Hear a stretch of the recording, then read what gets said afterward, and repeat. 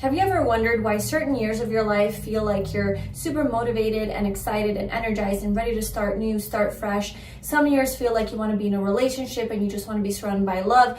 Some years you want just a bunch of changes and travel. Some years you just want to be a hermit and just want to tune in and be with yourself. And some years you just want to focus on your goals and working and focusing on making money and building your career.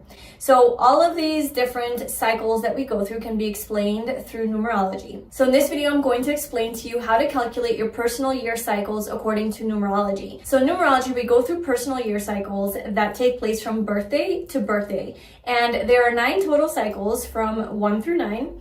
And each of these years that you go through from birthday to birthday have a certain energy to them, okay? They have a certain theme that you're going to experience throughout these years. Overall, this 9-year cycle represents your personal journey of evolution, and each year builds on the last. Knowing your personal year cycle is very important because it allows you to be aware of the energies surrounding you so that you can align your decisions, your goals, and your energies with the natural rhythm of your life. So in this video, I'm going to be showing you how to calculate your personal year cycle as well as your personal month and personal day cycle. In this video, I'm not going to be sharing what each of the 9, cycles mean. I have another video on that. I will leave that linked below. In this video, I'm just going to show you the quick rundown of how to do the calculations because you're going to be needing to know all of this information for future videos that I will be sharing about your personal cycles. Okay, so how do you calculate your personal year cycle? So all you need for this is the month and day that you were born. You don't need the year. You need the year that you're calculating for. So remember, it goes from birthday to birthday. So let's just say that your birthday is December 8th, okay? So December 8th, you wouldn't need the year of your birthday. All you need is the year that you're calculating for. So obviously if you're calculating for your current year and you're watching this as I'm uploading it, then your last birthday was 2024. So you would want to see what personal year cycle you are in currently. So you would go back to the last birthday that you had, which is 2024, and add it to the month and day of your birthday. Okay. If you want to see the next birthday, the next cycle that you're going to be in, you would calculate it for 2025. So we would just add all of this together individually until we get to one final digit, okay? So you always reduce it to one number, 1 through 9. So 1 plus 2 is 3, plus 8 is 11, plus 2 is 13, plus 2 is 15, plus 4 is 19. So 19, but because it's still 2 numbers, we would continue to add to get one number. So 1 plus 9 is 10, 1 plus 0 is 1. So this person with this birthday here is currently in a 1-year cycle. Obviously, depending on when you're watching this and what year their last birthday was in. But in 2024, when they, had this birthday, they were in a 1 cycle. So obviously, their next birthday, which is going to be in 2025, they're going to be in a 2 cycle. 2026, they're going to enter into a 3-year cycle. And so from that birthday that you have, 12/8/2024, that whole year is going to have this overarching energy of a 1. That's going to be kind of the theme of your year, which, like I said, I will link the video below to where I explain what that means, like what it means to be in a 1-year cycle. This person is actually starting a whole brand new 9-year cycle. So it's a huge change, a huge brand new beginning for this person. So you know what personal year you're in now, but if you want to calculate what year you're entering into your next birthday, obviously you can just go down the line. 2 comes after 1. But if you didn't calculate your current year, let's say you're just curious about the future, what year you're going into, then you would just do, 12/8/2025, because that is the year that you are calculating for. And then you would add those numbers and you would come up with 3 plus 8 is 11, plus 2 is 13, 15 plus 5 is 20.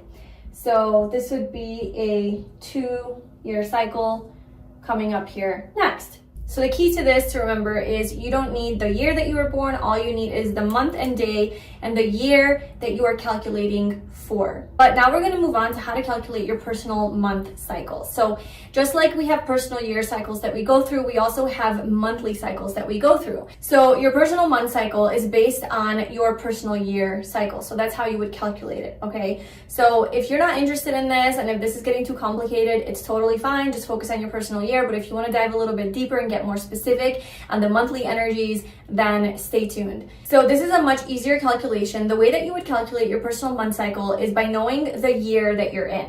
Okay, so that would be step one, is to calculate your personal year cycle, which we just did. So let's just say that you discovered that you are in a 6 personal year cycle. So that is something that you're gonna have to know. So 6 is the number that we need for this, okay? And if you're calculating for, let's say, the month of August, so what you would do is basically take the year that you're in. So you're in a 6 personal year, let's just say in this example, and you would add that to whatever the number of that month is. And we're calculating for August. And so we would look at what month is August. August is the 8th month, right? So all you would do is add your personal year of 6 to the month of August, which is 8, to get your personal month. So 6 plus 8 is 14, but we would continue to add until we get one number. So that will be August for somebody with a 6 personal year would be in a 5 personal month energy.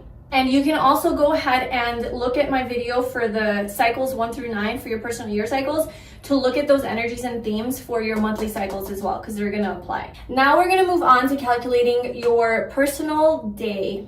Okay, so every day there's an energy that you feel and you're like, I don't know why I feel this way, and numerology can help explain that. Okay, I should have done this little visual for you before, but here we are, we're learning. So to calculate your personal day, what you would do to calculate that is you would need your personal month and add it to the day of the month that we're calculating for, and that would give you your personal day. Okay, so let's say that your personal month that you're in right now is an 8. Okay, you're in an 8 personal month. And the day of the month that you're calculating, let's say today is the 12th, okay? So I want to know today, what is the energy for me? You would add your personal month to the day of the month, which is the 12th, so that's 20. 2 plus 0 is 2. So you are having, that's a weird 2. You are having a 2 personal day today. That's the energy.